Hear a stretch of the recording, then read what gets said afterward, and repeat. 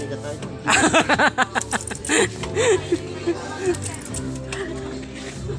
Halagang 80 pesos. Bibili tayo ng ice cream kay sir.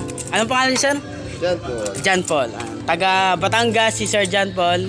Bibili tayo ng ice cream sa kanya sa halagang 80 pesos. Sa lalagyan na ito na parang yahong. Yan. Ayan sir.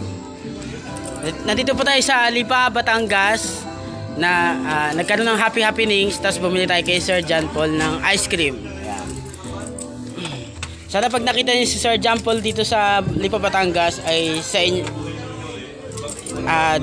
dito kayo sa kanya bumili. Ayan.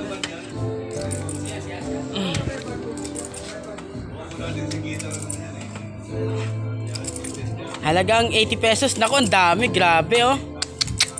May discount ba yan, sir? May konting ano ba yan?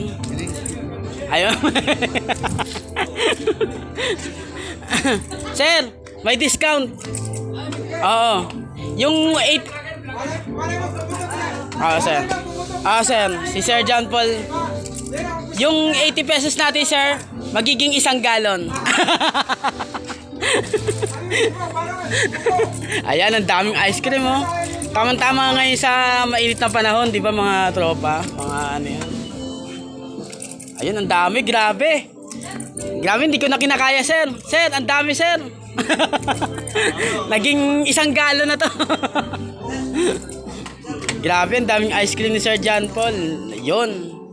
Sir John Paul talaga pangalan niya ng ice cream, sir. Ayun. Sige, sir. Ito, ice cream. Bagay na bagay sa tag-init. Sir, thank you, sir, ah. Thank you po. Thank you sa ice cream. Ito, isi-serve natin sa mga tropa. Ayan, oh, ice cream, oh. Ang dami, oh. Oh, dako. Ay, dako pa, oh. Daming ice cream. Ayan, sige. Kung hindi ka kumuha ng ano, Magkano to? chopstick. Oy, pare. Magkano to? Halagang 80 pesos. Ang dami. Tawagin mo yun. Kulang. Ay, kulang. Init-init.